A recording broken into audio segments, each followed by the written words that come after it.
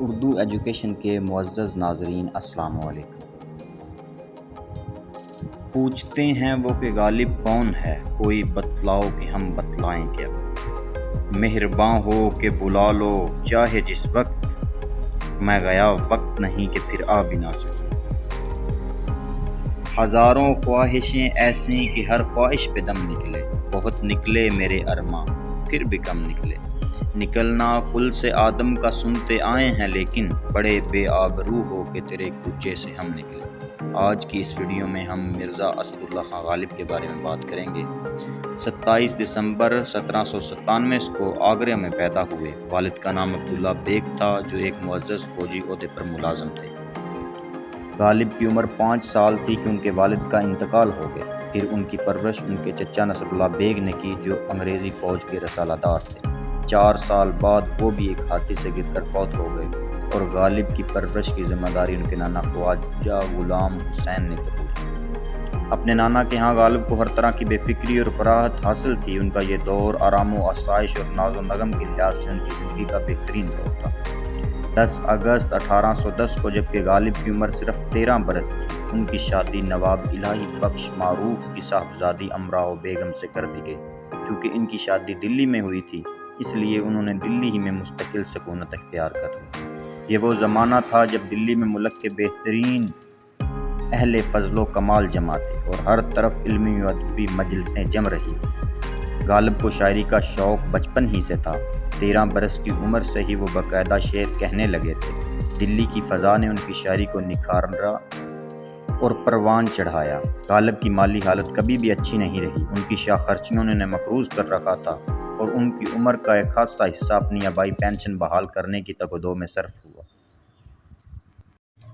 ہیں اور بھی دنیا میں سخنور بہت اچھے، کہتے ہیں کہ غالب کا ہے انداز بیاں اور۔ غالب اردو کے وہ قابل فخر اور عظیم شاعر ہیں جن کی شاعرانہ عظمت کو سبھی نے تسلیم کیا ہے۔ انہوں نے اپنی جدت طبع، ندرت خیال، فلسفانہ سوچ اور ہمگیر شخصیت کی بنا پر اردو شاعری کو ایسا نکھارا اور سنوارا ہے کہ اس کی حیثیت کچھ سے کچھ ہو گئی ہے۔ اردو میں غالب وہ واحد شاعر ہیں جن کی شاعری دل نشیں اور دل آویز ہونے کے ساتھ ساتھ خیال انگیز اور فکر خیز بھی ہے۔ غالب صرف شاعر ہی نہیں، فنکار، مفکر اور زمانے کے نواز، انسانی نفسیات کے ماہر غوض اور نہ جانے کیا کچھ ہیں۔ غالب کے بعد آنے والے شاعروں نے غالب بننے کی کوشش تو کی مگر مغلوب ہو گئے، غالب نہ بن سکے۔